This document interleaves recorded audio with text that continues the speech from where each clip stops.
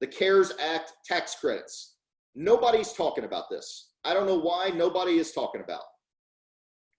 This is not quite as lucrative as the Paycheck Protection Program, but it's still a great opportunity. I know the PPP plan didn't quite fit the mold for some dentists for various reasons. I don't necessarily want to get into tonight because that's a whole webinar into itself.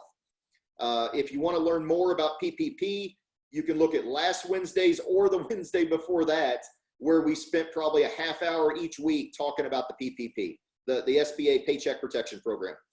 The CARES Act, the same CARES Act that passed the PPP, also is offering tax credits. And here's how this works. If you have lost over 50% of your revenue compared to the same quarter last year, you can get a 50% refundable tax credit up to $10,000. Now, like I said, this probably isn't the best tool for larger practices. And I know we've got a few on here tonight, but for smaller practices that can show they've had a significant loss quarter over quarter and are going to continue to incur losses, you can go get some tax credits. Now, the bad part is you can't get the PPP and the employee retention credits. That's what ERC stands for. You got to do one or the other. So I'd encourage you, we can talk a little bit more about this in future webinars. You're welcome to ping me with some questions now tonight. You can go on Google, go Google for Forbes tax credit details if you want to read a little bit about it. I'm sorry I don't have a short URL here, but again, I'll send out the links after this, and we can get through that. This credit is available to any employees, and you can even get an advance on the expected tax credits by filling out a form with the IRS. It's the IRS form 7200. And you can request an advance of the employee retention credit. So even though if you're anticipating, right, having a big loss, go ahead and fill out a 7200, and the IRS has all the details on this stuff, and you can go ahead and get this tax credit. I had another question just a few minutes ago before I hopped on the webinar about the EIDL grant, the $10,000 EIDL grant, EIDL, the Economic Injury Disaster Loan. Go ahead and apply for that. There's no harm in getting $10,000, even if you don't go forward with that EIDL. If you need the cash, these are the tools the government has made available to help you. Take advantage of them. Anybody, feel free to drop a question in at any time. I'm watching this thing. I got all the chat windows up here on the side, Q&A windows. ERC is the employee retention credit. So this is another part of the CARES Act, another piece. The CARES Act passed the PPP, the Paycheck Protection Plan. These ERC, employee retention credits, are another piece of that legislation that can allow dentists to get a tax credit if their revenue is down.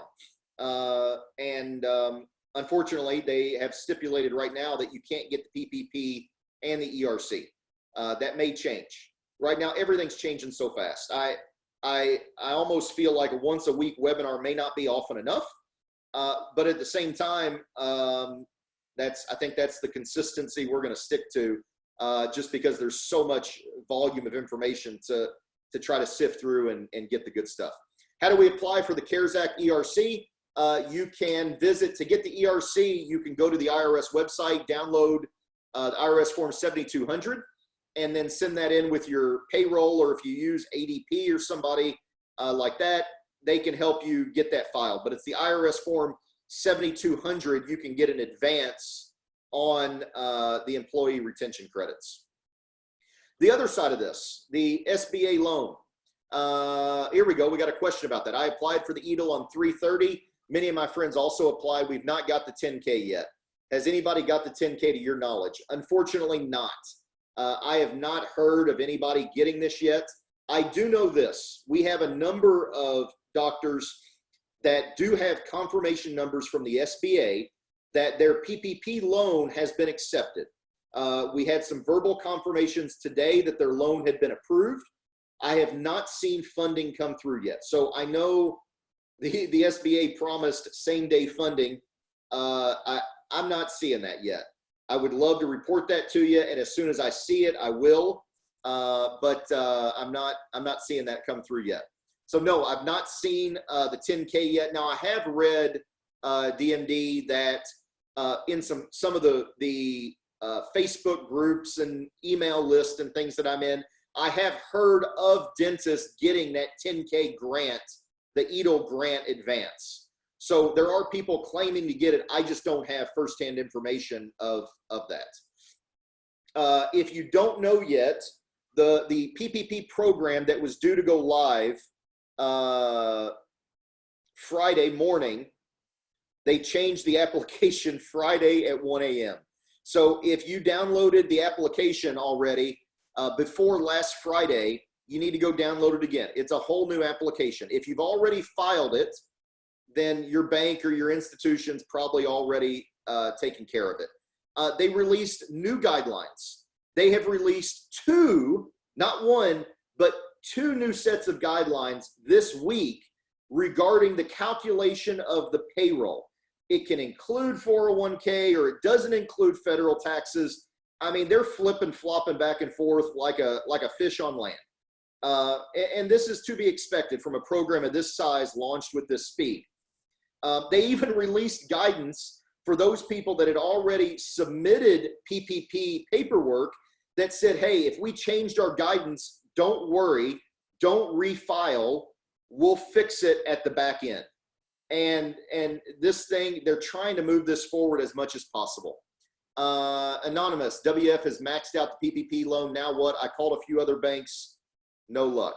I'm assuming that's Wells Fargo. Yeah. The real problem here with these PPP loans is the interest rate. If you guys have followed this, you saw it was 0.5% at one point. The banks threw a fit, and now it's 1%, which is still a major problem, and here's why. The cost of funds, depending on if you're a savings bank or if you're in a bank that's not based around savings but is more based around investments, the average cost of funds, the cost that banks can get their money for, right? Banks have to take in money so they can loan it out to you. So they can loan it out on the PPP, because all these PPP loans are through private banks, or through, if they're loaning money out for mortgages or lines of credit or commercial buildings or whatever it is. Banks have to get money to loan money out. The cost nationally right now is around 1%, depending on what these banks, what kind of bank they are. So for the SBA to mandate that these PPP loans are 1%, what they're basically saying to the banks is, sorry about your luck. You're not going to make any money on this. And it's not a good position to put the banks in that you're trying to recruit to get to do your work for you. It's a bad plan. Yeah, Wells Fargo has maxed out PPP. Now what? That is a very, very tough position to be in. I think it's a really good thing to have relationships with multiple banks, because these banks aren't going to want to lend you money if you don't have a relationship with them, because there's no money in it for them. If you are at a bank like Wells Fargo that has maxed out what their allocation can be, you need to go start a relationship with a new bank. Because there's no money in it for them, they're looking at this going, why do I want to loan money to people that aren't already my customers? So go become a customer and get that party started and have relationships with two banks. I mean, the old adage, 2 is 1 and 1 is none. And that's a really bad position to be in right now, where Wells Fargo, with basically no notice, just said, that's it. We're not doing any more of these loans. But that's that is the deal. Oh, here we go. I just got notice. The Fed just lifted the cap on Wells Fargo temporarily. I just literally got sent a message. I don't know if this is accurate or not, but I would go check Wells Fargo out again. Anonymous attendee who asked that question to, Go check that out. PPP is 1% interest for 2 years, and the part is forgivable. The problem is you're going to run into a new bank presently is that most will require a relationship prior to 215. Yeah, Ben, that is possible. I'm not sure I've read anything specifically around that. Of course, that could be some kind of policy that banks want to do or enforce. Dr. Eccles, can you get PPP and EIDL? You can, if you get the EIDL first, the PPP is going to refinance it. You cannot get the EIDL after you get the PPP. So you gotta make sure you do those in the right order. So if you want the guidelines and the application around this, go to this bit.ly link. I'm going to send you this afterwards. Don't stress about it. I think there's a very, very, very, very well-known CPA firm that is full of a bunch of really, really, really bright people. And they've got a lot of dental clients. I'm not going to say their name because I'm not trying to badmouth them. This is my opinion. They came out last week and said that they thought dentists should wait to get the PPP, and they thought that funding would not run out. And I think that was the equivalent of financial malpractice. I think that was terrible advice. And here we are this week. The government's already talking about funding running out, and they're trying to rush through another $200 billion funding bill to make this thing happen. And now it's become this partisan argument in Congress, and there's all these things they're trying to add on and all this stuff. And I hope they get it passed. I hope they make this stuff happen. But I think the advice that these really smart people came out with last week was galactically stupid. I think it was really bad advice. And I hope that everybody is applying and you're working through this in a parallel fashion. In other words, don't work through, this is an existential crisis. You don't want to be trying one thing and then doing the next thing and then doing the next thing and then doing the next thing. You're not going to make it at that pace. You need to be moving forward in parallel with every option you have right now. And that's how you're going to get out of this crisis and how you're going to slingshot back out of this. There's a strategy around the PPP. We talked about this last week. You have 8 weeks from the origination of the loan to maximize your forgiveness. You need to match this with your reopen date and with the date that you plan to rehire your people. Okay? This is the strategy, and you need to put some thinking around how this is going to work. If you want to go get right here at this guide, we've got a whole organizer and guide that you can go download. We've put it together for you. All the rules and regulations, you can go download our organizer guide with this little link right here and get the new application and everything you need to fill this puppy out. What about the SBA interest? How much is it? 1% for 2 years. 1% for 2 years. And that's only for the portion that's not forgiven. 6 months deferred payment. It still accrues interest, but 6 months deferred payment. And then you can apply to get, whatever forgiven. And there's a huge amount. You can get up to 100% of it forgiven, which means you don't owe a dime. The government sends you a check and you don't send them anything back. But there's certain guidelines I talked about last week. If you want to see all about the forgiveness, watch last week's webinar. Go download this organizer here, and you can get all the details on that. Let's see, what else? Wall Street Journal reported that they had only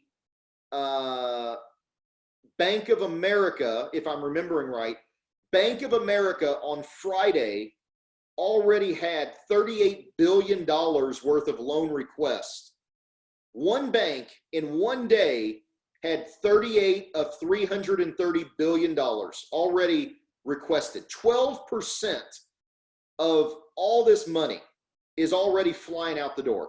This thing is a gold rush, literally a gold rush. The SBA system is built currently over the past 10 years. The SBA system has processed 23 to 27,000 loans a year, right? The SBA generally processes 25,000 loans every year, right? They are expecting right now to have 500,000 loans this month. So to give you perspective on how huge this thing is, they're doing 20 times their yearly volume in the next 30 days. This thing is galactic proportions, and this money is going to fly out the door. I'm not trying to be a fear monger here and shame or scare you into going to apply. This is how I see where we're at. The government is offering an olive branch to every business in the country, and every business in the country ought to be taking advantage of it. Your worst case scenario is you have a 2-year loan at 1% interest, and you call that a cash cushion. You don't spend a dollar of it, you sit on it, and you have 2%. You have a 2-year loan at 1% interest. And if you get $100,000, it costs you $2,000 over 2 years in interest, and then you send them the check back. This is like a free line of credit as your worst case scenario. I think every dentist, every small business owner should maximize the amount of money they get out of this, because that's the worst case scenario. As long as you aren't frivolously spending money, you have a 13-week cash burn forecast in place. We talked about last week. You got to know your cash burn. You got to figure this stuff out. We laid out a budget last week. We laid out a cash burn calculator last week. Go to our resource center. We're getting a free download. You don't even have to opt in. Give it to all of your friends. You've got to understand your budget and your cash burn. And this is free money that Uncle Sam has given out. And I think it would be irresponsible for most people. I know there are situations when it doesn't make sense.